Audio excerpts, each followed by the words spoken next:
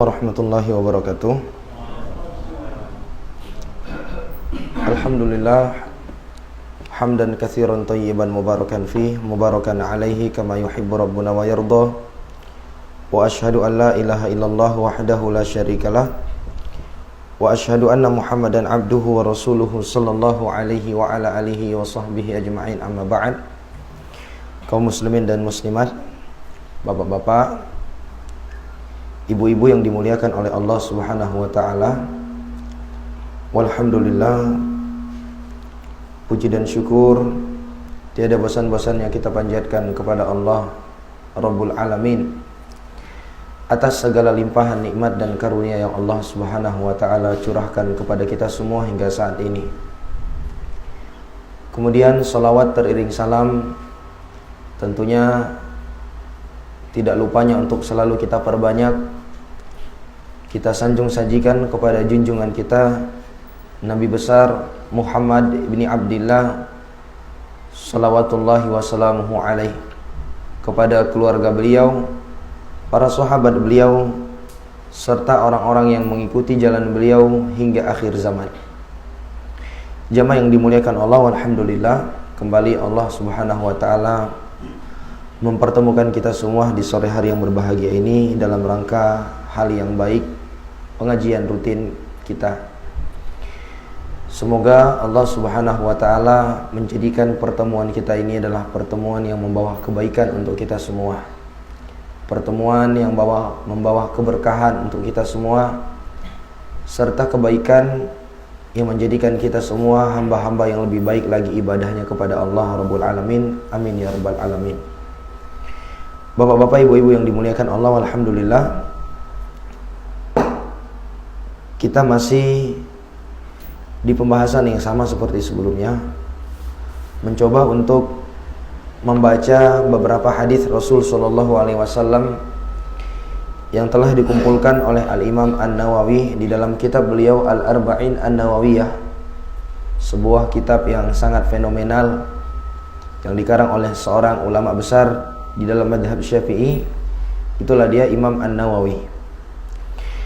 Dan kita masih di hadis yang pertama, hadis yang berbunyi innamal a'malu binniyat wa innamal likulli imri'in ma nawa. Faman kanat hijratuhu ilallahi wa rasulihi fa hijratuhu ilallahi wa rasulihi. Wa man kanat hijratuhu lidunya yusibuha aw imra'atin yankihuha fa hijratuhu ila ma jara ilaihi. Rasulullah mengatakan, sesungguhnya amalan-amalan itu tergantung niatnya, dan sesungguhnya setiap orang akan mendapatkan sesuai dengan apa yang dia niatkan. Sebagai contoh, siapa saja yang berhijrah kepada Allah dan Rasulnya, maka dia akan mendapatkan Allah dan Rasulnya. Dan siapa saja yang melakukan ibadah hijrah karena dunia atau karena ada seorang wanita yang ingin dia nikahi, maka dia akan mendapatkan sesuai dengan apa yang dia niatkan. Telah kita sebutkan beberapa faedah penting terkait dengan hadis yang mulia ini. Dan dari hadis ini juga kita bisa ambil pelajaran bahwa di antara hal yang terpenting untuk kita perhatikan sebelum kita melakukan ibadah, ketika kita melakukan ibadah, bahkan setelah kita melakukan ibadah, adalah kita memperhatikan niat-niat kita masing-masing. Kita melakukan ibadah ini karena apa kira-kira? Banyak orang-orang yang melakukan amal kebajikan namun bukan karena Allah Subhanahu wa taala. Iya. Oleh karena itu kita penting untuk selalu memperhatikan kondisi hati kita. Kita melakukan ibadah ini sudah ikhlas enggak karena Allah Subhanahu wa taala? Murni ingin mendapatkan pahala dari Allah, atau jangan-jangan kita termasuk orang-orang yang melakukan sebuah ibadah ingin mendapatkan pujian manusia kah itu, ingin mendapatkan pengakuan kah itu? Subhanallah. Apalagi jamaah yang dimuliakan Allah, kita sekarang berada di zaman yang banyak sekali sumber fitnah. Banyak sekali sumber fitnah. Kita untuk melakukan sebuah ibadah, besar sekali peluangnya kita terjatuh ke dalam perbuatan-perbuatan yang dilarang di dalam hal ibadah. Di antaranya adalah perbuatan riya. Subhanallah, jamaah yang dimuliakan Allah. Oleh karena itu kita penting untuk mengenal apa saja hal-hal yang bisa merusak ibadah kita. Dan di sana para ulama menjelaskan bahwa di antara hal yang banyak merusak ibadah seseorang itu adalah riya, yang berkaitan dengan niat. Apa itu riya? Riya itu adalah di mana seseorang itu melakukan sebuah ibadah dengan harapan mendapatkan pujian dari orang lain, atau ingin mendapatkan pengakuan dari orang lain. Misal kita membantu saudara kita supaya orang-orang membilang kita ini sebagai orang yang dermawan. Kita rajin ke masjid supaya orang-orang bilang kita ini sebagai orang yang rajin ibadah.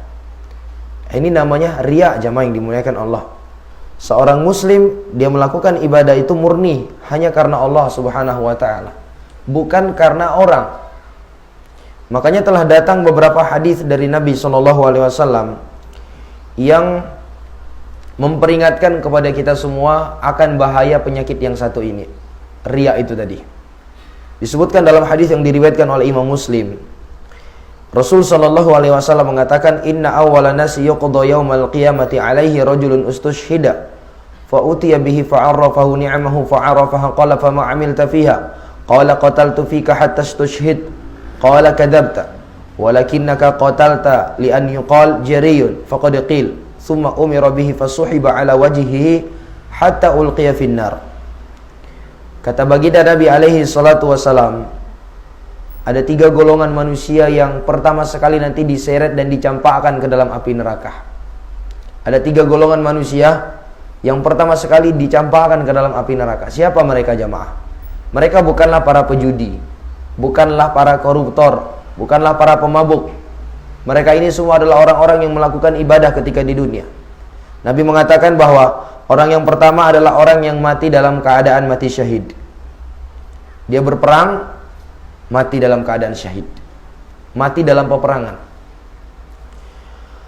Fa'utiya bihi fa'arrafahu ni'mahu fa'arrafaha. Lalu orang itu pada hari kiamat nanti dipanggil oleh Allah. Allah pun mengingatkan kepada dia seluruh kenikmatan-kenikmatan yang Allah berikan kepada dia. Allah berikan kesehatan, Allah berikan kemampuan untuk berperang, sehingga dengannya dia berperang, fa'arafaha, dia pun mengakuinya. Lalu Allah tanya, fama amilta fiha, apa yang kamu lakukan terhadap nikmat yang aku berikan kepada engkau? Orang tersebut mengatakan, qataltu fika ya Allah, aku berperang karena engkau ya Allah. Dia mengaku dia berperang karena Allah. Maka Allah Subhanahu wa taala mengatakan, kadzabta walakinnaka qatalta li an yuqal jariyun. Kamu dusta, kata Allah. Karena Allah Maha tahu tentang isi hati kita jamaah. Mungkin hari ini kita bisa menyembunyikan isi hati kita dari saudara-saudara kita. Orang beranggapan kita adalah orang yang paling ikhlas. Orang beranggapan kita adalah orang yang paling tulus. Tapi Allah Subhanahu wa taala itu Maha tahu apa yang ada di dalam dada kita. Allah katakan, kadzabta, kamu dusta. Kamu berperang supaya kamu dikatakan sebagai seorang yang pemberani. Kamu ini berperang supaya kamu dikatakan sebagai seorang pahlawan, supaya dikatakan sebagai seorang jagoan di kampungnya, supaya terkenal. Faqad qil. Dan itu sudah kamu dapatkan. Kamu di dunia sudah dibilang sebagai orang yang jagoan dan lain sebagainya. Apa yang terjadi setelah itu? Summa umira bihi fasuhiba ala wajhihi hatta ulqiya finnar. Nas'alullah salamata wal afiyah. Lalu orang tersebut pun diperintahkan untuk diseret di atas wajahnya ke api neraka, lalu dia dicampakkan ke dalam api neraka. Ini orang yang pertama jemaah. Orang yang kedua siapa?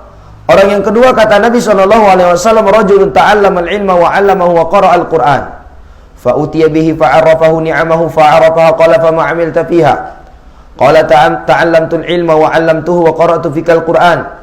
Qala kadzabta walakinnaka ta'allamta al-ilma liyuqal 'alim wa qara'ta al-Qur'an liyuqal huwa qari. Faqad qil thumma umira bihi fasuhiba 'ala wajhihi hatta ulqiya finnar. Orang yang kedua yang diseret dan dicampakkan ke dalam api neraka adalah mereka-mereka yang ketika di dunia mempelajari ilmu agama serta mengajarkannya, dan juga mereka-mereka orang-orang yang gemar membaca Al-Quran.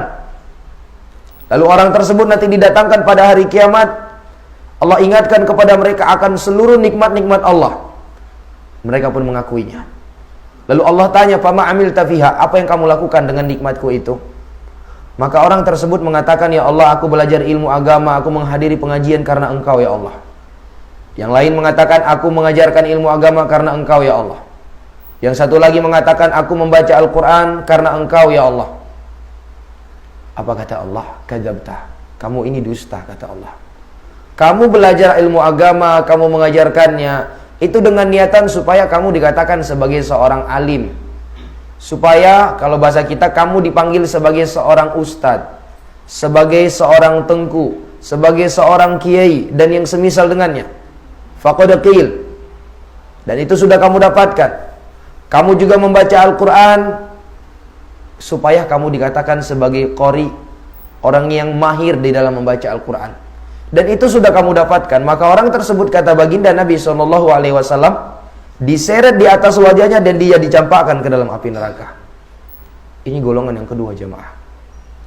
Golongan yang ketiga, kata Nabi SAW, wa rajulun wasa'allahu alaihi wa a'tahu min ansabil mali kullih fa'uti bihi fa'arrafahu ni'amahu fa'arrafaha qala fama amilta fiha qala ma taraktu min sabilin tuhibbu an yunfaqa fiha illa anfaqtu fiha. Orang yang ketiga, kata Nabi SAW, adalah seorang lelaki yang Allah berikan kepada dia keluasan harta. Diberikan oleh Allah Azza wa Jalla kelebihan harta. Maka orang tersebut nanti dipanggil oleh Allah pada hari kiamat. Allah tanyakan kepada dia, nikmat Allah ingatkan kepada dia akan semua nikmat-nikmat yang Allah berikan. Lalu orang tersebut pun mengakuinya. Lalu Allah tanya, fama amilta fiha, apa yang kamu lakukan dengan nikmat-nikmatku itu? Maka kata orang tersebut, ya Allah, tidak ada satu jalan pun, tidak ada satu celah yang Engkau suka diinfakkan di situ harta, melainkan aku infakkan ya Allah. Masjid aku infakkan, orang-orang miskin, anak yatim, para janda-janda, subhanallah. Semua aku infakkan. Dan itu aku lakukan semuanya untuk Engkau ya Allah. Apa kata Allah? Kadzabta, kamu dusta. Kamu melakukan itu liqal huwa jawad. Kamu melakukan itu supaya kamu dibilang sebagai orang yang dermawan, sebagai orang yang suka berbagi, subhanallah. Atau kamu melakukan itu karena kamu ingin menjadi caleg. Ada orang-orang demikian, jemaah. Dia mau berbagi kepada sesamanya. Ingat kepada kaum muslimin itu kapan? Ketika mau menjadi caleg saja, ketika mau naik jadi anggota DPR saja. Ada nggak seperti itu, jemaah? Banyak. Subhanallah. Bukan karena Allah Azza wa Jalla dia membantu saudaranya. Dan itu sudah dikatakan kepada engkau, artinya kamu sudah mendapatkan predikat itu. Kamu sudah dikatakan sebagai orang yang dermawan.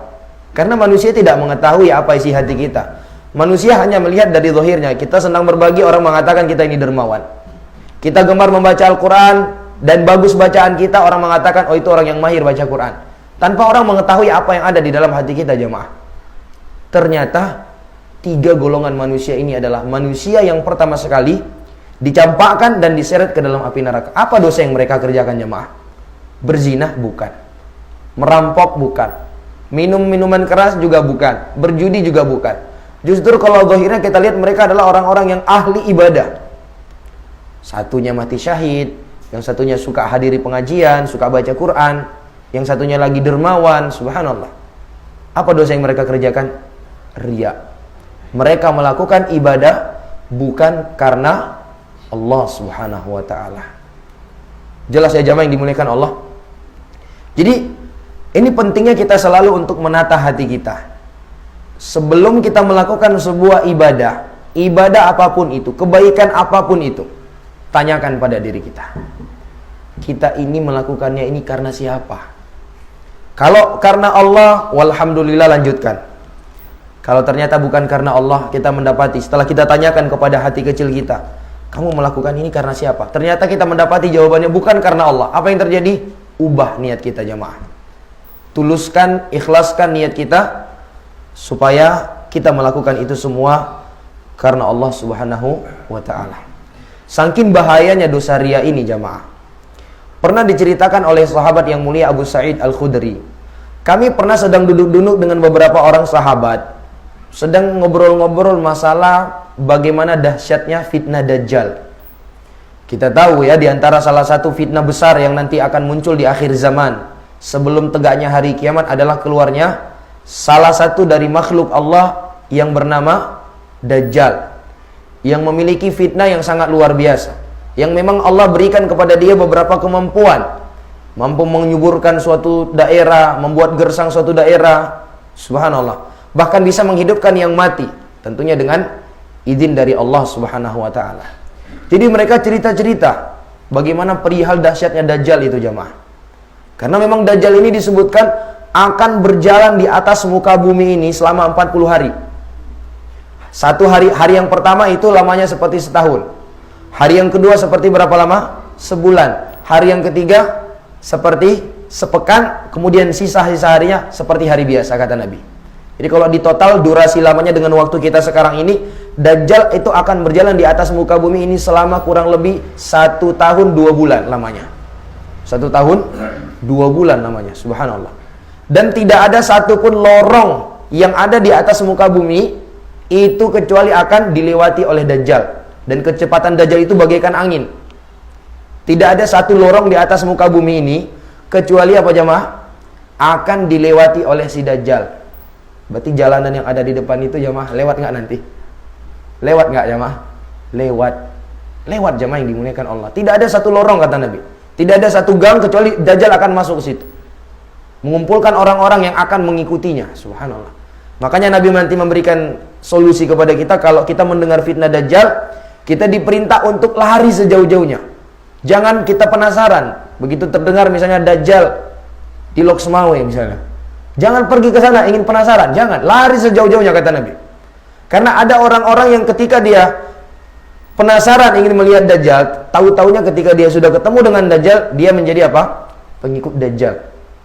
Di tangan kanannya itu ada api, di tangan kirinya ada air, tangan kanannya ada air, tangan kirinya ada api. Kita disuruh nanti memilih antara api dan air. Api itulah air yang sesungguhnya, air itu adalah api yang sesungguhnya. Intinya dia adalah fitnah yang sangat luar biasa. Dia melewati setiap lorong yang ada di atas muka bumi ini kecuali 2 kota yang tidak bisa dimasuki oleh Dajjal. Apa itu jemaah? Kota Mekah dan kota Madinah. Karena di setiap lorong kota Mekah dan Madinah itu ada para malaikat yang menjaga. Sehingga tatkala Dajjal ingin masuk ke situ dihadang oleh para malaikat tersebut. Dia nggak berani masuk. Subhanallah. Baik. Nah pada suatu malam mereka sedang duduk-duduk ngobrol-ngobrol masalah perihal Dajjal. Duduk membahas masalah agama. Ini kebiasaan para sahabat. Kalau sebagian kita duduk-duduknya Masya Allah yang dibahas masalah politik, masalah aib-aib orang lain, berita-berita yang gak penting, yang dibahas masalah Ferdi Sambo lah, ini semisal dengan itulah. Subhanallah, yang gak ada faedahnya. Andai kata kita benar gak ada manfaatnya, kalau salah rugi. Para sahabat tidak. Mereka juga terkadang duduk-duduk jamaah, ngobrol-ngobrol sesama mereka, namun yang dibahas oleh mereka adalah hal-hal yang berkaitan dengan agama, hal-hal yang memberikan manfaat. Ya minimalnya kita bisa mencontoh mereka, para sahabat Nabi. Tatkala mereka duduk, yang mereka bahas adalah hal-hal yang baik. Baik. Tidak berapa lama keluarlah baginda Rasul sallallahu alaihi wasallam dan Nabi mendengar percakapan mereka masalah Dajjal. Maka Nabi sallallahu alaihi wasallam mengatakan, "Ala ukhbirukum bima huwa akhafu alaikum indi minal masihid Dajjal." Maukah kalian aku beritahukan suatu fitnah yang lebih aku takutkan menimpa kalian daripada bahayanya Dajjal? Apa itu kata para sahabat? Asyirkul khafi, syirik yang samar kata Nabi. Jadi syirik itu kalau kita melihat dari pembagian dia itu jelas ataukah tidaknya terbagi 2. Ada yang dia itu syirik itu sifatnya jali, dia kontras, mudah terlihat. Orang sujud ke berhala-berhala, sujud ke kuburan, berdoa ke kuburan. Ini kan kesyirikannya jelas terlihat. Ada di sana syirik yang sifatnya itu samar. Lalu Nabi SAW menyebutkan di antara syirik yang samar yang Nabi khawatirkan menimpa umat beliau melebihi dahsyatnya fitnah Dajjal adalah riya kata Nabi. Di mana seseorang itu sholat, lalu dia memperindah-indah sholatnya karena dia sadar ada orang yang sedang memperhatikannya.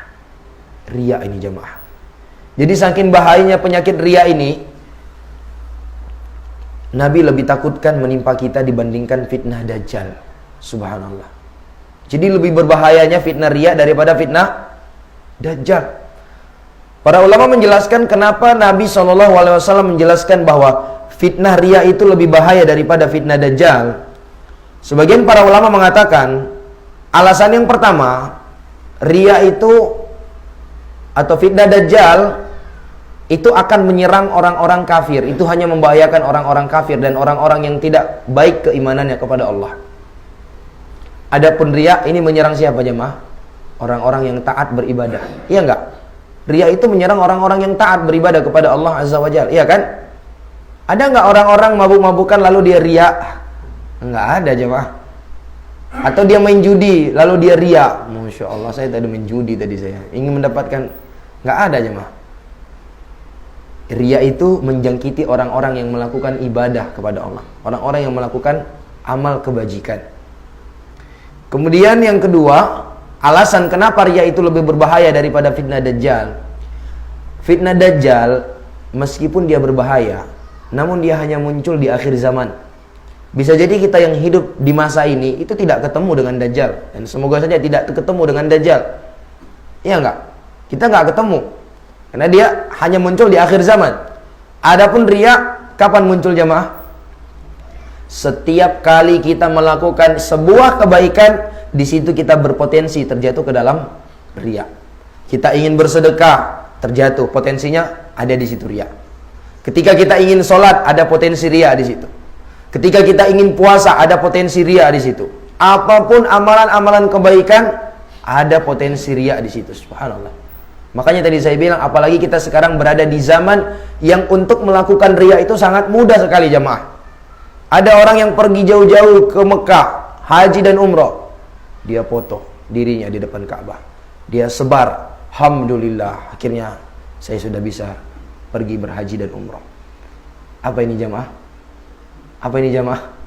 Subhanallah. Kalau niat dia menyebarkan itu untuk memotivasi orang, tidak masalah. Ya kan? Kalau tujuan dia untuk memotivasi orang, itu tidak terjatuh ke dalam riya. Dia tidak ingin dipuji, namun dia sengaja menyebarkan itu untuk memotivasi. Walhamdulillah, saya saja yang hidupnya pas-pasan bisa berangkat. Walaupun ya untuk memotivasi orang berangkat haji dan umrah, banyak cara. Banyak ayat-ayat Al-Quran, banyak hadis-hadis Nabi. Tidak mesti cara seperti itu. Tapi kalau niat dia memposting itu, menyebarkan fotonya tadi, supaya apa? Orang-orang tahu dia ini sudah pergi haji, sudah pergi umroh, iya kan? Supaya orang-orang memujinya nanti. Jadi kalau dia pulang, supaya dipanggil apa? Pak Haji, Pak Umroh misalnya. Subhanallah. Apa yang terjadi jamaah? Riya. Kita habiskan duit yang begitu banyak untuk bisa pergi. Apalagi kalau yang ibadah haji, itu bukan hanya duit, penantian yang begitu panjangnya. Belum lagi tenaga kita habiskan. Belum lagi kita berpisah dengan keluarga kita di kampung. Subhanallah. Ternyata kita tidak mendapatkan pahala sedikit pun. Yang kita dapatkan hanyalah dosa. Ini jamaah yang dimuliakan Allah. Alasan lainnya, kenapa syirik atau riya itu lebih berbahaya daripada fitnah Dajjal? Kalau fitnah Dajjal itu, dia itu sifatnya zahir. Artinya sekedar Dajjal itu sudah keluar, orang-orang tahu ini adalah fitnah.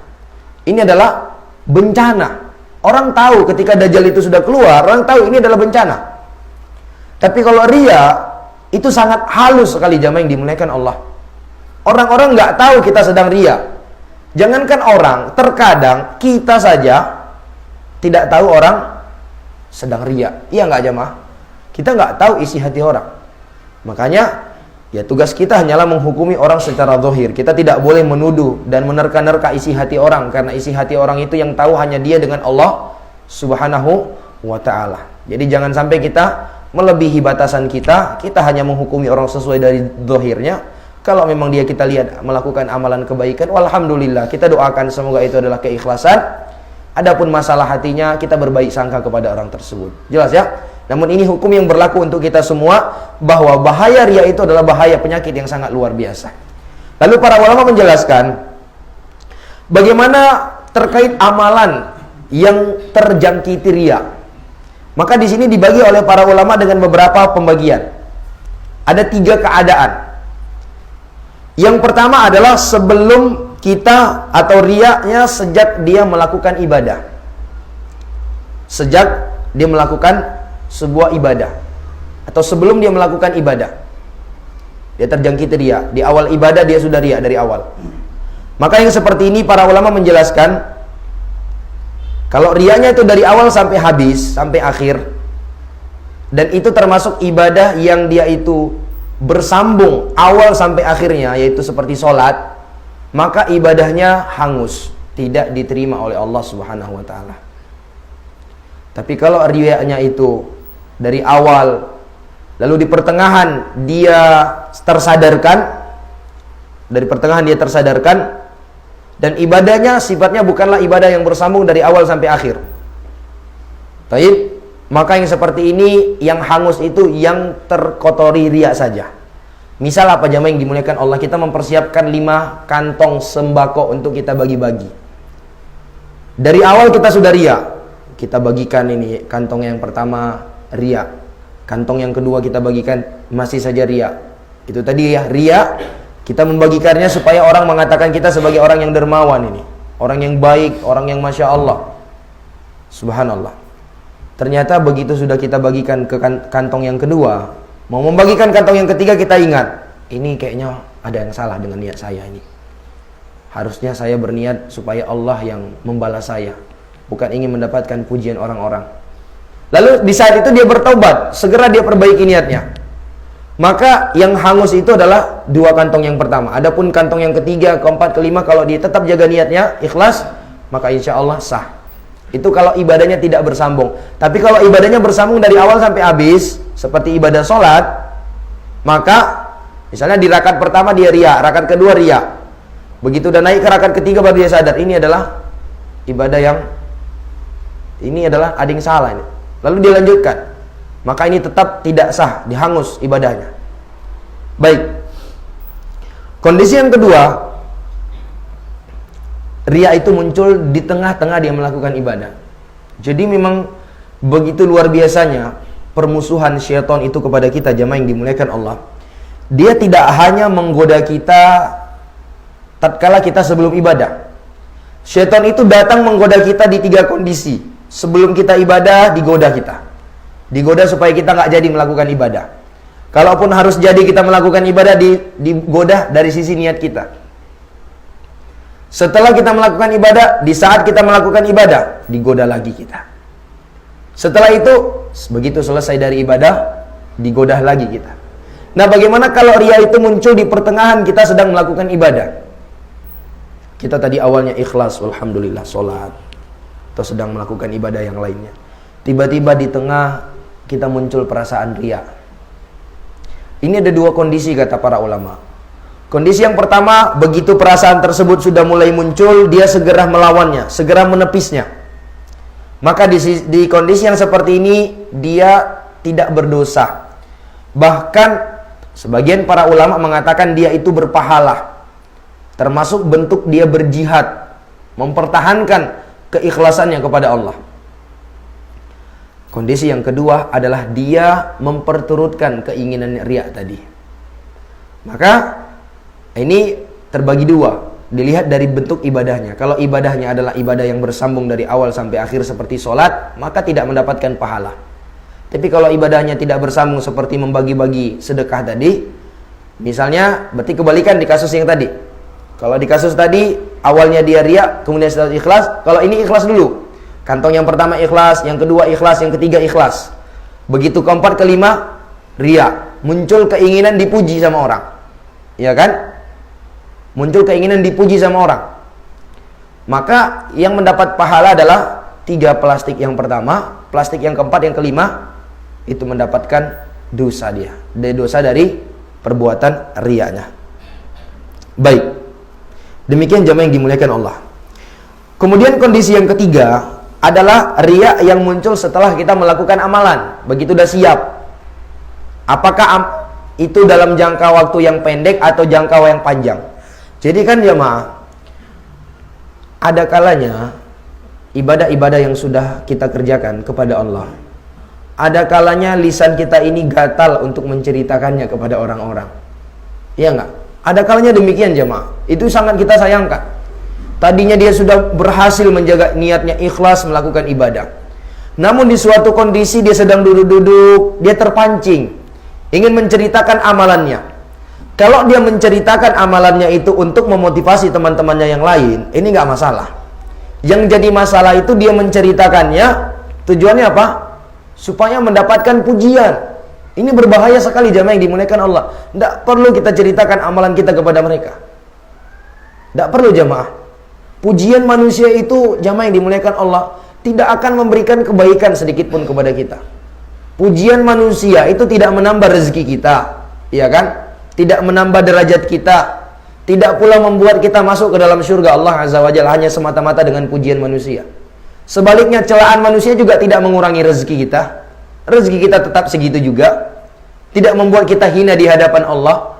Tidak pula membuat kita dimasukkan oleh Allah ke dalam nerakanya semata-mata karena celaan manusia. Terus kenapa kita jadikan tolak ukur kita adalah pandangan manusia kepada kita? Jadikan pandangan Allah. Nah, ada kalanya kita tatkala sedang duduk-duduk ngobrol terpancing untuk menceritakan amalan-amalan kita supaya orang memuji kita. Nah, riya jenis yang ketiga ini itulah yang dikenal dengan sum'ah. Sum'ah itu diambil dari kata as-sama' yang artinya mendengar. Karena biasanya kalau sudah selesai dia berkaitan dengan pendengaran. Artinya kita menceritakan, kita memberitahukan kepada orang melalui lisan kita. Alhamdulillah tadi saya enak kali rupanya sholat malam itu ya. Iya, kalian nggak coba rupanya. Ternyata kalau kita udah sholat malam itu enak kali, paginya enak kali, siangnya enak kali. Ini diceritakan supaya apa ini? Orang-orang apa? Hah? Orang-orang bilang, wah Masya Allah nih bapak ini sholat malam rupanya dia. Iya nggak jamaah? Iya. Ada kalanya ini sum'ah ini halus sekali dia. Subhanallah. Begitu membahas tentang masalah tubuh badan ideal. Oh iyalah, kita kan rajin puasa Senin Kamis ini. Inilah dia efek Senin Kamis itu dia. Badannya Masya Allah. Ini hati-hati yang seperti ini jamaah. Hati-hati jamaah yang dimuliakan Allah. Karena di sana ada ria-ria yang terselubung dia. Ria-ria yang terselubung itu banyak modelnya. Di antara modelnya itu tadi. Model lainnya di antara ria yang terselubung adalah kita merendahkan orang lain supaya terkesan kita tidak seperti dia. Kalian jangan kayak dia itu. Dia malas sekali kalau sholat malam. Jarang kali sholat witir. Jadi mengesankan apa? Kita ini rajin sholat malam, rajin sholat witir. Kita merendahkan orang. Atau ada kalanya kita sendiri yang merendah. Merendah untuk meroket. Merendah untuk dinaikkan. Kita bilang, aduh saya cuma gimana tadi bacaan saya pas sholat itu nggak enak tadi.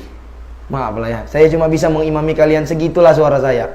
Dia niatnya apa? Supaya orang-orang bilang, enggak pak, Pak, Masya Allah tuh suaranya luar biasa pak. Ada pula yang mengatakan, maaf lah ya, cuma segini lah yang saya bisa berikan. Ya, cuma segini nih saya bisa. Enggak pak, bapak Masya Allah ini udah baik sekali. Tujuannya apa? Dia merendahkan dirinya untuk apa? Untuk mendapatkan pujian orang. Itu istilahnya merendah untuk meroket. Merendah untuk dinaikkan. Ini hati-hati jamaah. Jadi ada kalanya demikian. Nah begitu kita terjatuh, itu yang akan membuat pahala-pahala kita dihanguskan oleh Allah Azza wa Jalla. Kita capek-capek sholat malam nih, bangun sholat malam, mengerjakan sholat malam, lalu kita ceritakan di pagi harinya. Apa yang terjadi? Pahala sholat malam kita itu hangus. Makanya Allah Subhanahu wa Ta'ala menyebutkan di dalam Al-Quran, ya ayyuhalladzina amanu la tubtilu sadaqatikum bil manni wal adha. Wahai orang-orang yang beriman, janganlah kalian menghanguskan sedekah-sedekah yang kalian berikan dengan cara apa? Mengungkit-ungkit dan memberikan gangguan. Jadi jangan kira amalan yang kita kerjakan hari ini itu tidak bisa terhapuskan. Bisa jamaah, sangat bisa dihapus oleh Allah Azza wa Jalla. Di antaranya apa? Ketika kita bersedekah, kita mengungkit-ungkitnya. Ada nggak seperti itu terkadang kita? Ada. Kita berbuat baik kepada saudara kita. Ternyata saudara kita ini tidak membalas kebaikan kita. Kita marah sama dia, kita punya masalah sama dia, kita ungkit-ungkit. Itu dahulu aku yang kasih makan dia itu. Seringkali dia minta tolong sama kami yang nolong dia ini. Ini hati-hati jamaah yang dimuliakan Allah. Ingat, kita menolong dia itu karena Allah Subhanahu wa Ta'ala. Dan itu sudah dicatat oleh Allah sebagai sebuah kebaikan. Jangan kita menghapus kebaikan tersebut dengan apa? Kita cara mengungkit-ungkitnya. Atau kita nggak ngungkit, tapi kita menyakiti perasaan dia. Apakah itu dengan sikap kita, dengan kata-kata kita? Ini juga akan membuat pahala kita dihapuskan oleh Allah Subhanahu wa ta'ala. Jelas ya jamaah yang dimuliakan Allah? Jadi dihapus oleh Allah Azza wa Jalla. Terus kalau ada yang bertanya, bagaimana kalau kita bertaubat darinya? Kita sudah sempat terjatuh ke dalam perbuatan riya, qadarullah, kita baru sadar itu adalah riya itu. Itu adalah hal yang bisa membuat pahala kita dihapuskan oleh Allah Azza wa Jalla. Lalu kita ingin bertaubat. Apakah ketika kita bertaubat amalan-amalan kebajikan kita itu kembali lagi? Maka di dalam hal ini terjadi silang pendapat para ulama. Ada yang mengatakan tidak kembali. Kenapa? Karena sudah dihapus, sudah habis tadinya. Berarti kalau sudah habis nggak ada lagi. Ini bahaya ini jemaah. Hati-hati. Sama kayak orang melakukan perbuatan syirik misalnya. Ya kan? Apa kata Allah? La in asyrakta la yahbatanna 'amaluka wa la takunanna minal khasirin. Kalau kamu melakukan perbuatan syirik, maka akan hanguslah seluruh amalan-amalanmu dan kamu termasuk orang-orang yang merugi. Andai kata kita melakukan ibadah kepada Allah selama 50 tahun. Kemudian setelah itu kita melakukan satu perbuatan syirik kepada Allah, dihapuskan seluruh amalan kita selama 50 tahun jemaah. Ini pendapat yang pertama, dia nggak kembali lagi. Karena dia sudah habis, sudah hangus. Pendapat yang kedua, dan kita berharap pendapat kedua inilah yang lebih kuat, karena ini yang akan lebih memudahkan kita. Karena bisa dibilang setiap kita mungkin pernah terjatuh ke dalam riya ini jemaah. Iya, kita semua mungkin pernah terjatuh ke dalam dosa riya ini. Karena memang dia itu adalah penyakit yang sangat berbahaya dan sangat tersamarkan. Apalagi memang tabiat kita manusia ini suka dipuji jamaah. Kita senang kali kalau orang memuji kita, ya kan? Bahkan sesuatu yang kita tidak lakukan saja kita suka dipuji sama orang. Apalagi memang amal kebaikan yang kita lakukan. Pendapat yang kedua mengatakan dia kembali lagi. Walaupun dia tadinya sudah dihanguskan, tetapi karena dia bertaubat kepada Allah Subhanahu wa ta'ala, maka hal tersebut dikembalikan oleh Allah Subhanahu wa ta'ala.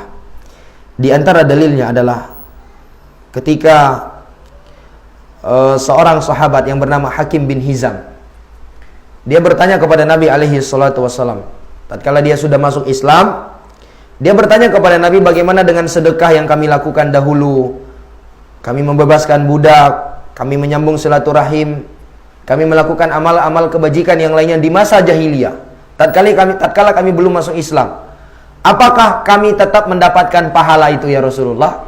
Ini ditanya para sahabat. Jadi dahulu tatkala mereka masih berada di agama kekufuran, sebelum mereka masuk agama Islam, ada amal-amal kebaikan yang mereka lakukan, menyambung silaturahmi, terkadang bersedekah, terkadang membebaskan budak. Jadi dia tanya Nabi, apakah pahalanya tetap kami dapatkan? Maka kata Nabi SAW, aslamta alama aslabta min khair. Kamu masuk Islam dengan kebaikan yang kamu lakukan di masa jahiliyah. Artinya kamu mendapatkan pahalanya. Luar biasa jemaah, indahnya agama Islam. Jadi kalau ada orang-orang yang melakukan segunung dosa sebelum dia masuk Islam, lalu dia masuk Islam, dosanya diampuni oleh Allah, habis semua ketika dia sudah bertobat. Tapi kalau ada orang yang melakukan kebaikan sebelum dia masuk Islam, lalu dia masuk Islam, maka kebaikan-kebaikan tersebut dia masih tetap dapatkan pahalanya. Makanya kita berharap pendapat yang kedua ini pendapat yang lebih kuat. Kenapa? Ini yang lebih memudahkan kita. Lebih memudahkan kita. Jadi sisi pendalilannya, kalau orang kafir saja masih berhak untuk mendapatkan pahala dari amal-amal kebajikan yang mereka kerjakan sebelum mereka masuk Islam, lalu mereka masuk Islam, maka sudah tentu orang-orang yang beriman yang mereka sempat dihapuskan ibadahnya oleh Allah karena perbuatan riya tadi, maka lebih berharap kita mereka juga mendapatkan itu kembali. Baik, demikian jemaah yang dimuliakan Allah. Baik. Nah, di sana para ulama menjelaskan ada beberapa hal yang akan menyelamatkan dan menghindarkan kita dari perbuatan riya ini. Obat supaya kita terhindar dari riya. Yang pertama adalah memperbanyak doa sama Allah. Memperbanyak apa jemaah? Doa sama Allah. Karena meminta dan berdoa kepada Allah agar kita mampu memperbaiki kualitas ibadah itu lebih penting daripada kita berdoa kepada Allah untuk diberikan kemampuan memperbanyak ibadah, memperbanyak kuantitas ibadah. Karena kualitas itu lebih didahulukan daripada kuantitas. Karena di dalam Al-Quran Allah mengatakan, Alladzi khalaqal mauta wal hayata liyabluwakum ayyukum ahsanu amalah. Dialah Allah yang menciptakan kematian dan kehidupan untuk menguji kalian, ayyukum ahsanu amalah. Siapa di antara kalian yang terbaik amalannya? Allah tidak mengatakan ayyukum akbaru amalah, siapa di antara kalian yang paling besar amalannya, atau ayyukum aktsar amalah, siapa di antara kalian yang paling banyak amalannya. Bukan. Tapi yang Allah katakan yang terbaik. Yang terbaik. Yang terbaik jamaah. Jadi yang terpenting itu kualitas dulu. Baru setelah itu kuantitas. Nah, di antara hal yang memperbaiki kualitas sebuah ibadah adalah bagaimana kadar keikhlasan dia kepada Allah. Makanya tatkala kita berdoa sama Allah, doa supaya agar kita dijadikan sebagai hamba-hamba yang ikhlas kepada Allah, dijauhkan dari penyakit riya. Ada satu doa yang diajarkan oleh Nabi alaihi salatu wassalam, di mana beliau sering berdoa kepada Allah, Allahumma inni a'udzubika min an usyrik bika wa ana a'lam wa astaghfiruka wa ana la a'lam. Ya Allah, aku berlindung kepada Engkau dari kesyirikan dalam keadaan aku mengetahuinya, dan aku meminta ampunan kepada Engkau dalam keadaan aku tidak mengetahuinya. Ini yang pertama. Kemudian yang kedua, cara agar supaya ibadah yang kita kerjakan itu terhindar dari riya adalah melatih diri kita untuk menyembunyikan amalan-amalan soleh, jamaah. Ini penting. Karena amalan soleh yang kita sembunyikan itu lebih dekat kepada keikhlasan. Cobaannya lebih ringan dibandingkan tatkala amalan kita itu kita pamerkan di hadapan orang. Hati kita ini lemah. Mungkin 1-2 hari kita pamerkan ibadah kita, kita masih bisa menjaganya. Tapi hari ketiga, keempat, pujian-pujian begitu banyak masuk, kita nggak tahan jemaah. Ya kan? Ketika misalnya kita bersedekah, tidak, kita tulis aja namanya hamba Allah. Ini lebih menenangkan kita jemaah, lebih selamat untuk kita daripada kita tulis nama kita. Ya walaupun orang-orang yang menulis namanya, boleh nggak kita menuduh mereka riya? Lah, nggak boleh. Karena itu tadi permasalahan riya, masalah ikhlas ataukah tidak, itu masalah siapa? Masalah hati. Dan yang mengetahui hati siapa jemaah? Pemilik hati dengan Allah Subhanahu wa taala. Kita cuma bisa berbaik sangka. Bisa jadi saudara kita yang menulis nama, ya dia ikhlas, dia ingin menghasung orang-orang, demikian jemaah. Atau dia ingin menghilangkan adanya tuduhan-tuduhan kepada dirinya, nanti yang mengatakan itu si fulan banyak duitnya tapi nggak pernah bersedekah, sehingga dia tulis namanya supaya dia mulut orang-orang yang suka komentar. Karena memang namanya kita hidup bertetangga, iya nggak? Ada saja orang-orang yang mencari celah kesalahan kita jemaah. Iya, ada saja celahnya.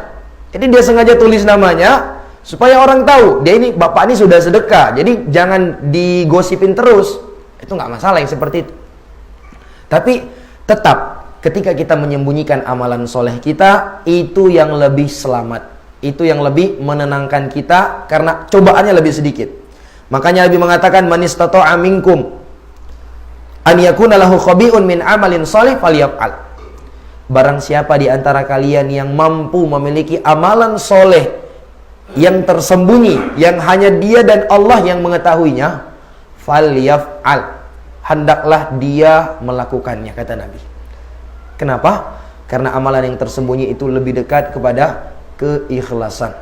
Sampai-sampai kalau kita membaca perjalanan hidup para ulama terdahulu itu jamaah, itu luar biasa ajibnya. Ada di antara mereka yang sering melakukan puasa Daud. Hari ini puasa, besok berbuka, besoknya puasa lagi.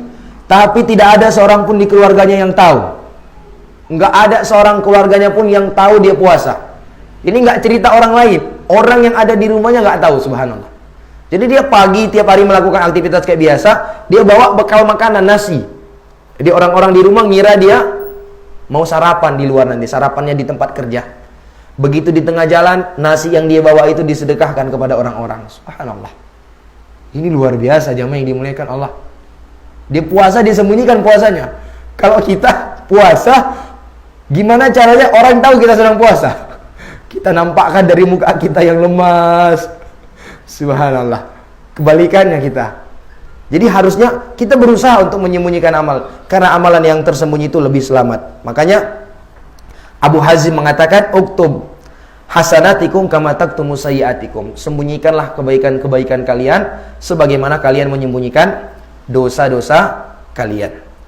Kemudian yang ketiga, di antara hal yang akan menyelamatkan kita dari riya adalah kita mengetahui bahwa riya itu adalah penyakit yang berbahaya dan akan mendapatkan ganjaran ataukah siksaan yang pedih bagi mereka-mereka yang melakukan dosa riya. Ya, apalagi di kehidupan akhirat sudah Allah katakan, yauma tublas sarair. Hari kiamat adalah hari di mana seluruh rahasia itu bakalan dibongkar sama Allah. Apa yang ada di dalam hati kita berupa penyakit-penyakit hati, riya, hasad kita, dengki kita, apalagi jamaah, ketidaksukaan kita kepada orang, berbohong, dan yang semisal dengannya itu akan dibongkar semua di hadapan seluruh makhluk jamaah. Dibongkar sama Allah Azza wa Jalla. Yauma tublas sarair. Hari di mana rahasia-rahasia itu akan dibongkar. Apalagi orang yang riya. Nabi SAW mengatakan, man samma'a samma'allahu bih, wa man yura'illahu bih. Siapa yang riya, siapa yang dia itu sum'ah, Allah akan memperlihatkannya kepada orang-orang nanti. Dan siapa yang dia itu riya, maka Allah Subhanahu wa taala juga akan mempertontonkan rianya di hadapan orang. Akan diberitahu oleh Allah Azza wa Jalla bahwa orang tersebut adalah orang yang riya. Baik. Kemudian kiat lain yang akan menyelamatkan kita dari riya ini jamaah. Kita merenungi bahwa pujian orang itu tidak akan bermanfaat untuk kita. Kalau kita tidak melakukan amal kebajikan dengan ikhlas, sebanyak apapun manusia memuji kita, itu tidak akan memberikan manfaat jamaah. Itu tadi saya bilang, perlu kita ketahui pujian orang kepada kita, sanjungan orang kepada kita, tepuk tangannya orang sama kita, itu tidak menambah rezeki kita, tidak menambah mulianya kita di hadapan Allah, tidak justru semata-mata membuat kita masuk ke dalam surga. Enggak jemaah. Jangan tertipu dengan pujian orang. Ya. Jangan tertipu dengan pujian. Karena pujian orang itu belum tentu tanda orang itu sayang dan cinta serta tulus kepada kita jemaah. Lihat bagaimana nyamuk itu. Nyamuk kena tepuk tangan dia, tapi dengan tepuk tangan itu mati nyamuknya. Subhanallah. Iya enggak? Jadi jangan sampai kita seperti itu. Dengan tepuk tangannya orang kita terlena, terbuai. Sebaliknya celaan orang-orang juga tidak membuat rezeki kita berkurang. Rezeki kita sudah dicatat oleh Allah, tidak akan berkurang. Tidak justru membuat kita lebih hina di sisi Allah. Tidak pula membuat kita masuk ke dalam api neraka. Sehingga yang menjadi konsentrasi kita adalah kita ini beribadah karena Allah Azza wa Jalla. Mau apapun orang-orang bilang sama kita, itu terserah mereka. Mereka yang akan mendapatkan hisab nanti di kehidupan akhirat. Adapun kita akan dihisab sesuai dengan amalan kita. Dan ingat jamaah yang dimuliakan Allah, kita tidak mampu, kita cuma punya dua tangan, kita tidak mampu membungkam semua mulut orang. Apalagi orang-orang yang nggak senang sama kita, nggak mampu kita jamaah. Tapi kalau kedua tangan ini kita gunakan menutup telinga kita, insya Allah itu mampu. Itu cukup. Tapi kalau kedua tangan ini kita gunakan untuk menutup mulut-mulut orang, itu nggak akan cukup jamaah. Artinya apa?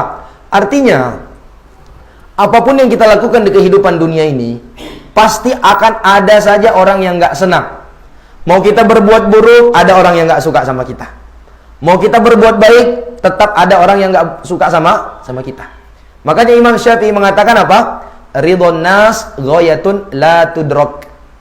Ridho manusia, ridho seluruh manusia, itu adalah suatu hal yang tidak akan mungkin bisa diraih. Tidak ada di dalam sejarah kehidupan manusia di atas muka bumi ada satu orang yang seluruh manusia itu suka sama dia. Itu nggak ada cerita. Jangankan kita yang memang penuh dengan kekurangan ini jamaah, baginda Rasul SAW saja, manusia yang begitu mulia akhlaknya, yang sampai-sampai Allah memuji beliau, bersumpah memuji beliau, wa innaka la'ala khuluqin adzim, engkau wahai Nabi Muhammad berada di atas akhlak yang sangat mulia. Ada juga yang mencela Nabi? Nggak ada. Ada yang mengatakan Nabi tukang sihir, ada yang mengatakan Nabi orang gila, ada yang mengatakan Nabi suka memecah belah umat. Subhanallah. Ada yang mengatakan Nabi itu penentang ajaran nenek moyang. Banyak macam-macam tuduhan dilontarkan kepada Nabi kita sallallahu alaihi wasallam. Lebih dari itu, Allah Subhanahu wa taala, zat yang maha sempurna, yang tidak memiliki kekurangan sedikit pun, tetap ada juga yang mencela Allah. Ada yang mengatakan Allah itu punya anak. Ada yang mengatakan Allah bakhil, ya seperti orang-orang Yahudi, yadullahi maglula kata mereka. Tangan Allah itu terbelenggu kata mereka. Artinya tangan Allah, Allah itu pelit, tidak mau memberi kata mereka. Subhanallah. Bahkan ada kalanya ucapan-ucapan yang seperti ini juga keluar dari mulut orang-orang yang beriman, orang-orang yang mengaku Islam. Ketika dia tertimpa musibah, apa dia bilang? Allah itu tidak adil lah. Subhanallah. Begitu sempurnanya Allah, jamaah yang dimuliakan Allah, tetap ada saja yang tidak apa jamaah? Tidak mampu menjaga lisannya. Makanya seorang penyair Arab pernah mengatakan, "Ma salimallahu min bariyatihi wala nabiyul huda fa kaifa ana." Ini syair sering-sering katanya diulang-ulang Syekh Mukbil.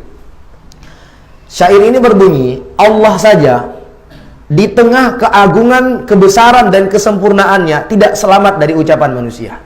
Ada juga yang mencela Allah. Wala nabiyul huda, begitu juga nabi yang membawa petunjuk, tidak selamat dari celaan manusia. Fa kaifa ana. Lalu kalau Allah dan Rasul saja tidak selamat dari celaan manusia, bagaimana dengan kita ini? Jadi jangan pernah berharap kita hidup nggak ada orang yang nggak suka sama kita. Itu sudah menjadi sunatullah. Apapun yang kita lakukan di kehidupan dunia ini, akan ada saja orang yang nggak senang sama kita, jemaah. Sehingga tugas kita dalam memperbaiki diri kita, hubungan kita dengan Allah Subhanahu wa taala, ya adapun manusia, kita hanya bisa mendoakan semoga Allah memberikan petunjuk kepada mereka. Baik, wallahu taala alam bissawab. Masih tersisa waktu kita, Bang? Hah? Berapa menit lagi? Atau kita buka tanya jawab, atau kita pindah ke hadis yang kedua?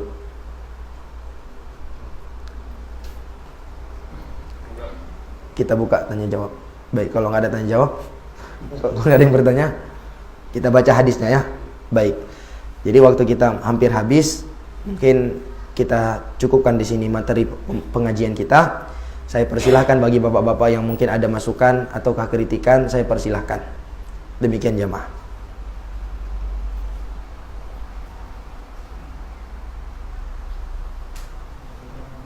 Ya, silakan Bang. Kemarin saya pernah dengar di khutbah Jumat bahwa selawat itu boleh berkeadaan ria. Boleh dalam keadaan? Iya. Selawat kepada Rasul itu boleh dalam keadaan ria. Salawat kepada Rasul boleh dalam keadaan?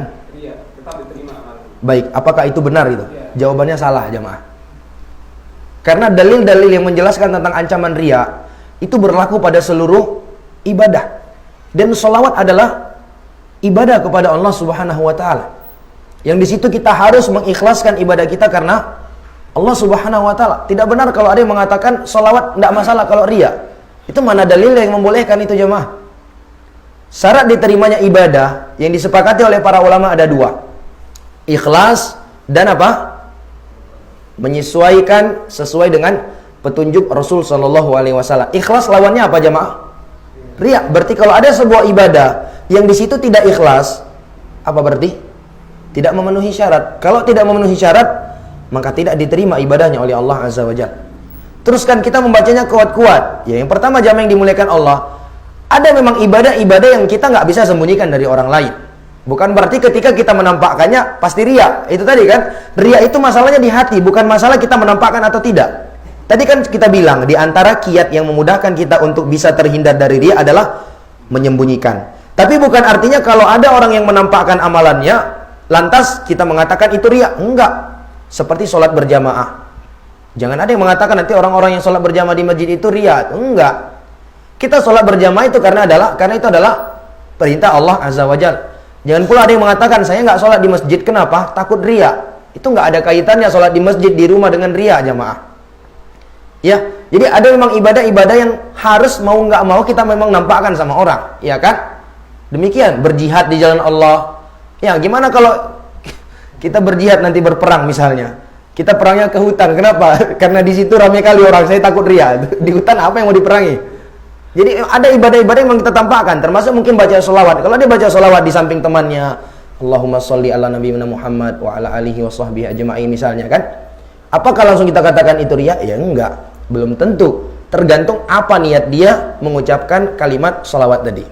Tapi kalau memang dikatakan sholawat boleh riya, itu adalah hal yang salah. Wallahu ta'ala alam bisawab. Orang yang mengatakan boleh itu harus mendatangkan mana buktinya boleh. Karena dalil-dalil, ancaman-ancaman untuk para pelaku riya itu sifatnya umum, berlaku untuk seluruh jenis ibadah. Demikian jamaah yang dimuliakan Allah. Karena sholawat itu adalah ibadah yang sangat agung di sisi Allah. Sampai-sampai orang yang bersolawat banyak-banyak kepada Nabi akan mendapatkan kesempatan bersama Nabi nanti dalam surga. Begitu juga Allah akan membalas apa? Berselawat untuknya sebanyak 10 kali. Man shalla alayya salatan sallallahu alaihi biha asyra. Siapa saja yang berselawat kepada aku 1 kali, maka Allah akan balas berselawat untuknya sebanyak 10 kali. Dan itu juga perintah Allah di dalam Al-Quran. Allah mengatakan, innallaha wa malaikatahu yusalluna ala nabi ya ayyuhalladzina amanu sallu alaihi wa sallimu taslima. Sesungguhnya Allah dan malaikatnya itu berselawat sama Nabi. Maka kalian wahai orang-orang yang beriman, berselawat kepada Nabi dan ucapkanlah salam kepada Nabi. Bahkan Nabi mencela orang-orang yang mendengar nama Nabi namun tidak mau berselawat kepada Nabi, enggan berselawat. Apa kata Nabi? Al-bakhil alladzi dzukirtu indahu falam yusalli alayya. Orang yang pelit itu adalah orang yang tatkala nama aku disebutkan di hadapan dia mendengar nama Nabi Muhammad sallallahu alaihi wasallam disebut, dia enggan bersalawat kepada aku. Inilah orang yang pelit, kata Nabi sallallahu alaihi wasallam. Sehingga wallahu taala alam bisawab, ketika ada yang mengatakan salawat boleh riya, itu kurang tepat. Begitu. Wallahu alam bisawab. Semua ibadah itu diharuskan harus ikhlas kita di dalam mengerjakannya.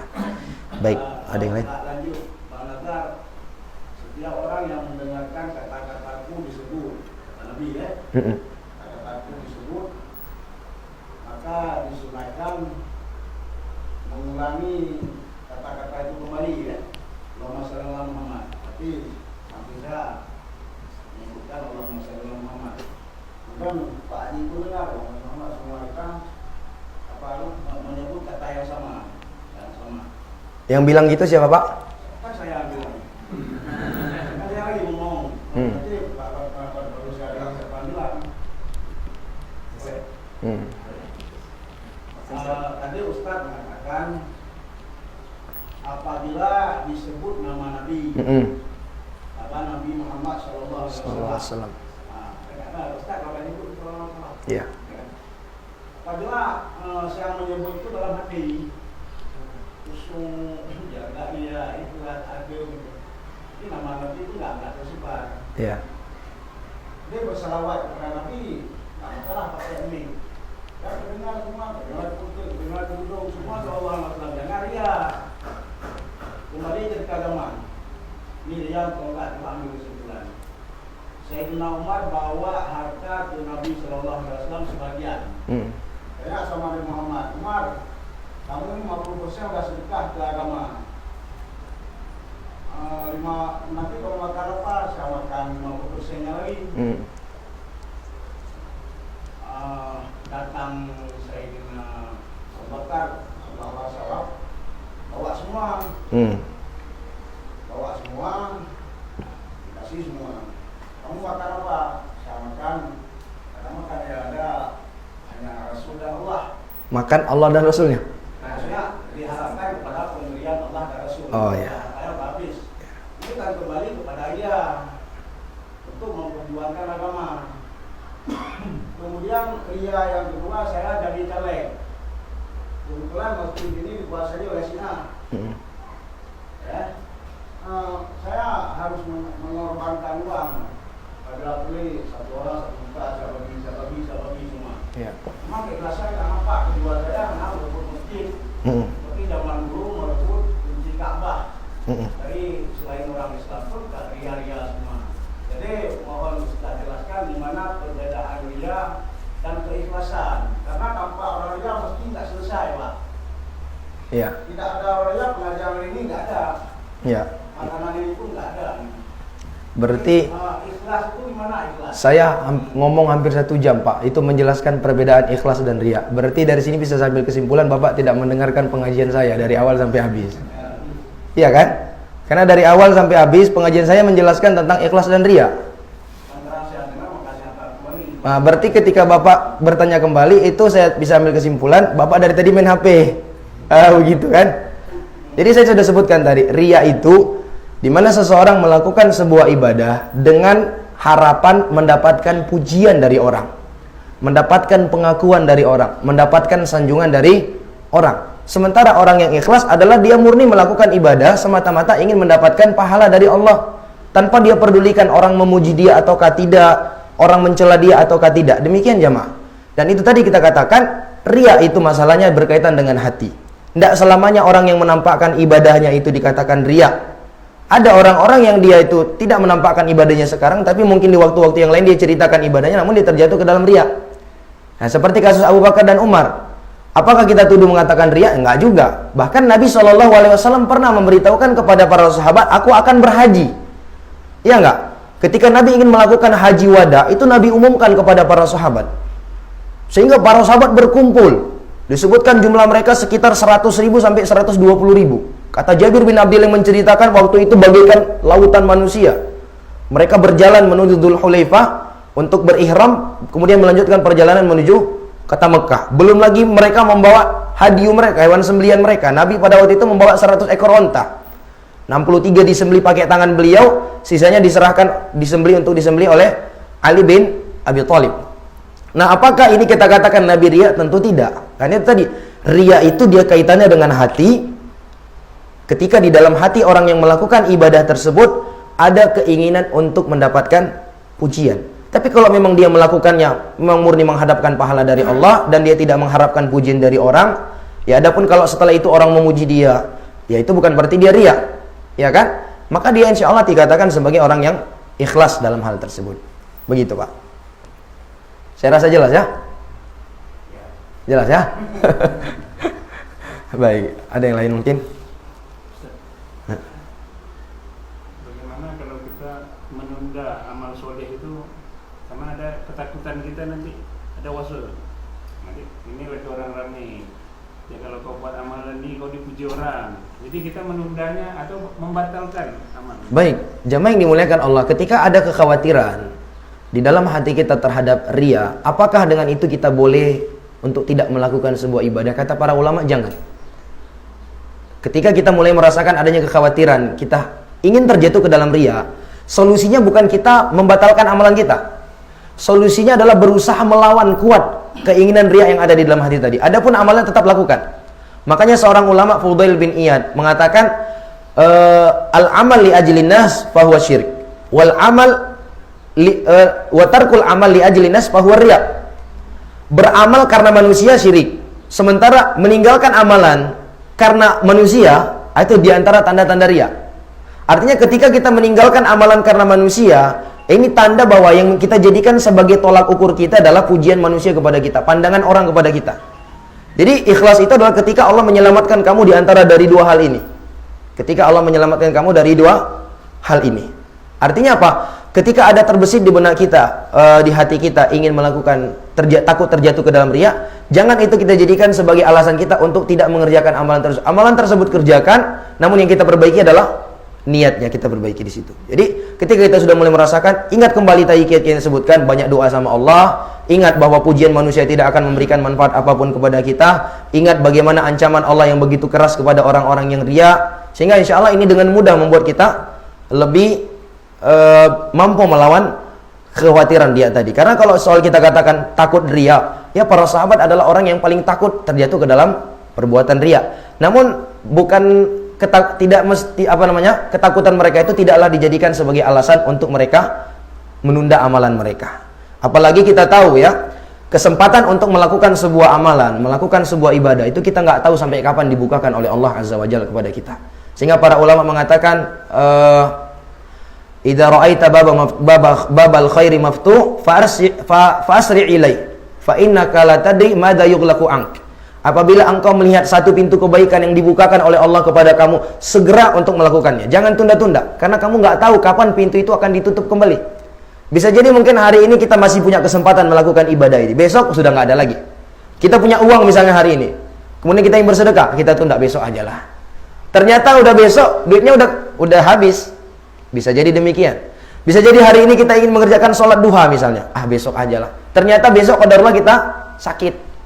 Jadi ketika ada pintu kebaikan, segera untuk melakukannya. Karena kita nggak tahu kapan pintu tersebut akan ditutup oleh Allah Subhanahu wa taala untuk kita. Wallahu a'lam bishawab. Baik, ada yang lain? Ya, silakan.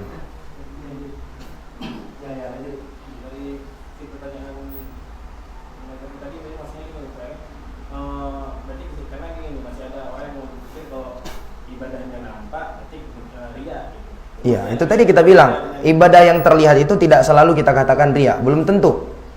Ibadah yang terlihat itu tidak berarti ria. Ria itu masalahnya di hati, bukan masalah nampak atau tidaknya ibadah. Ibadah ria itu permasalahannya di hati orang yang melakukannya. Mungkin bapak-bapak yang hadir di sini kita nggak tahu apa niatnya, tapi saya hanya bisa menghukumi, semoga kita semua orang-orang yang ikhlas. Tapi untuk menghukumi satu persatu ria, itu kan kembali ke diri masing-masing tadi. Karena riya tadi itu kan masalah hati kita, cuma kita yang tahu dan Allah Subhanahu wa taala yang tahu. Seperti bapak-bapak nggak tahu apa niat saya duduk kajian di sini. Bisa jadi mungkin datang saya di sini niatnya ini kan nggak ada yang tahu.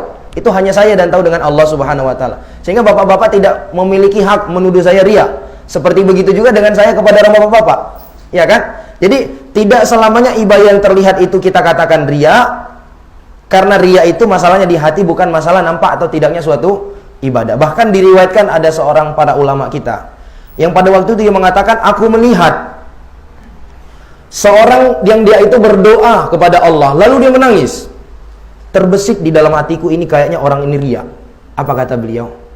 Ternyata disebabkan sangkaanku itu kepada dia, Allah Subhanahu wa taala membuat aku tidak mampu menangis selama 5 bulan. Artinya apa pelajaran yang bisa kita petik di sini? Jangan kita masuk ke ranah yang itu bukanlah ranah kita di situ. Ranah kita dalam menghukumi orang secara zahir. Kita lihat ada orang yang bersedekah, kita lihat ada orang yang berselawat, kita lihat ada orang yang ke masjid, doakan. Mudah-mudahan itu adalah keikhlasan. Adapun kalau dia ria atau tidak, itu urusan dia sama Allah. Itu bukan urusan kita. Dan kita memang tidak dibebani untuk masuk lebih dalam ke hati orang. Makanya ketika ada seorang sahabat yang bernama Usamah. Jadi Usamah ini berperang bersama Nabi dia. Begitu dia perang, dia duel dengan seorang kafir nih. Ternyata orang kafir tersebut sudah tersudut dan pedangnya sudah jatuh. Usamah pegang pedang, si kafir tadi, pedangnya sudah hilang. Lalu orang kafir tersebut langsung mengatakan, Asyhadu an la ilaha illallah wa anna Muhammadar Rasulullah. Dia ucapkan 2 kalimat syahadat. Artinya apa? Dia mengumumkan masuk Islam. Berarti kalau orang sudah masuk Islam, hukumnya boleh nggak dia bunuh? Nggak boleh dibunuh, jamaah yang dimuliakan Allah, walaupun dalam perang. Tapi Usamah tetap menikam orang tersebut sampai dia mati. Ternyata itu diberitahukan kepada Nabi. Nabi begitu marah sama Usamah. Apa kata Usamah membela? Ya Rasulullah, dia masuk Islam mengucapkan 2 kalimat syahadat itu nggak ikhlas. Dia hanya mengucapkan itu karena dia sudah tersudut, sudah takut sama pedang saya. Ya kan? Apa kata Nabi?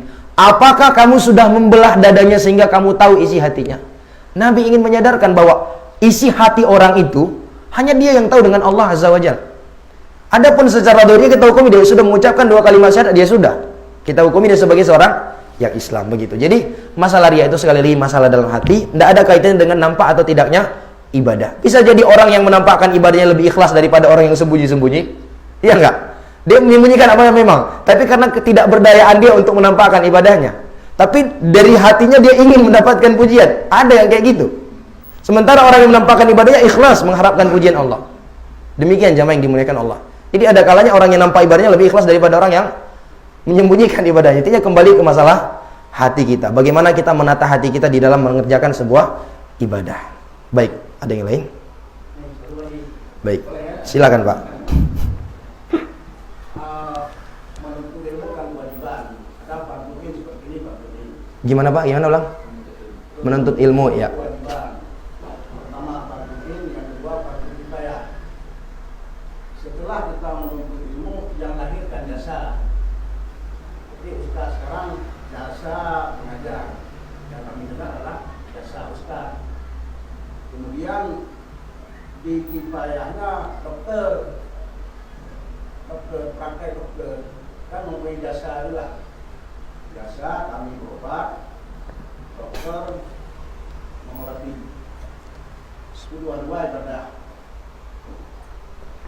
Suatu ketika saya jadi imam di masjid, adalah di musala.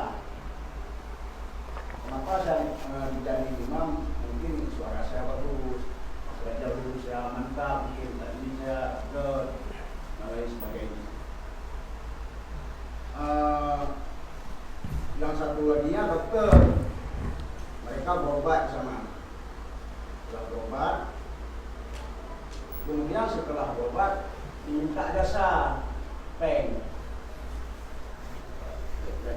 tulis, kasih pen betul mengklok, yuk betul, hansip ambil. Kemudian saya jadi imam, setelah jadi imam saya nggak dikasih amplop, nggak dikasih amplop. Kan dua-dua kewajiban. Saya jadi imam hari itu, kemudian jamaah saya ada di belakang, sama-sama mendapat pahala 27 kerja. Kan nggak ada lebih saya sebagai imam. Ada lebihnya, Pak. Nggak ada 28 ada. Jamaah 27, saya 27. Yang lebihnya kan cuma amplop. Ya. Kalau lain kali saya diundang kemari, tidak dikasih amplop, maka saya tidak ikhlas. Dokter juga begitu. Saya tidak mau membuat Anda, apabila Anda tidak kasih uang jasa ke saya. Memang sama-sama enggak mengeluarkan harta benda. Ini ria tidak ada di situ. Kalau ria, kita nampak-nampakin. Kalau nggak ada saya ke rumah ini kan orang. Kalau nggak apa-apa guru sini, kan saya ganteng nampak. Ini ria, itu keikhlasan hati, permainan hati. Ya. Jadi saya tidak ikhlas bila tidak dikasih sedekah. Dokter tidak ikhlas bila tidak dikasih apanya sedekahnya. Nah, itu gimana ibadahnya? Dua-dua ibadah itu. Dua-dua ibadah. Makasih. Pertanyaan Kelas yang maksud bapaknya mencari. Ikhlasnya kadang-kadang. apakah ketika ada orang yang nggak mau lagi jadi imam karena tidak dikasih amplop dikatakan tidak ikhlas? Begitu pertanyaannya. Sebagaimana seorang dokter yang dia tidak mau lagi mengobati ketika tidak dibayar. Begitu ya. Baik, jamaah yang dimuliakan Allah. Ini pelajaran penting untuk kita semua, bahwa Allah Subhanahu wa taala menyebutkan di berbagai ayat di dalam Al-Qur'an. Di antaranya adalah surat yang sering sekali kita baca, di dalam surat Al-A'la, apa kata Allah? Wal akhiratu khairu wa abqa. Kehidupan akhirat itu lebih baik dan lebih kekal, kata Allah Azza wa Jalla. Di dalam ayat yang lain Allah mengatakan warizqu rabbika khairu wa abqa. Rezeki Rabbmu itu lebih baik dan lebih kekal, kata Allah Azza wa Jalla. Artinya apa jemaah yang dimuliakan Allah? Itu tidak masuk ke dalam pembahasan dia ria atau tidak tadi. Itu pembahasannya masuk dalam bentuk amalan akhirat menginginkan dunia. Perlu dipahami jemaah yang dimuliakan Allah. Para ulama menjelaskan rincian orang yang melakukan ibadah akhirat, ibadah menginginkan dunia. Yang pertama, kalau ibadah yang dia kerjakan itu adalah ibadah yang sifatnya duniawi. Bukan ibadah. Pekerjaan yang dia lakukan itu adalah pekerjaan yang sifatnya duniawi. Lalu dia menginginkan dunia di balik itu, maka tidak masalah. Dia menginginkan dunia di balik itu tidak masalah. Kemudian yang kedua, ada orang yang berlakukan amalan pekerjaan duniawi, dia menginginkan dunia dan akhirat. Tentu ini lebih baik daripada kondisi yang kedua. Kondisi yang pertama. Kondisi yang ketiga, ada orang yang melakukan amalan akhirat murni menginginkan dunia.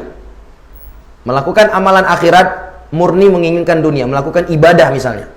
Murni menginginkan dunia, ini hukumnya haram. Allah mengatakan, "Man kana yuridul hayatad dunya wa zinataha nuwaffi ilaihim a'malahum fiha wa hum fiha la yubkhasun. Ulaika alladziina laisa lahum fil akhirati illa an-nar wa habita ma sana'u fiha wa batilum ma kanu ya'malun." Barang siapa yang menginginkan kehidupan dunia dan perhiasan kehidupan dunia, nuwaffi ilaihim a'malahum fiha wa hum fiha la yubkhasun. Kami akan berikan kepada mereka balasan dari amalan-amalan mereka di dunia dan mereka tidak dirugikan sedikit pun. Tapi ingat, mereka itu adalah orang-orang yang tidak memiliki jatah nanti di kehidupan akhirat illan nar, kecuali api neraka. Dan seluruh amalan-amalan yang mereka kerjakan itu sudah hangus sudah. Karena mereka beramal akhirat hanya menginginkan dunia. Yang keempat, orang yang melakukan amalan akhirat, dia menginginkan akhirat tok. Ini kondisi yang terbaik. Dia menginginkan akhirat tok, karena itu lebih menjaga kondisi hati dia. Walaupun nanti pada akhirnya ada yang memberikan sama dia, tidak masalah. Artinya tujuan utamanya adalah akhirat. Ya, kalau dibilang tadi antara pahala imam sama makmumnya sama-sama 27, itu salah.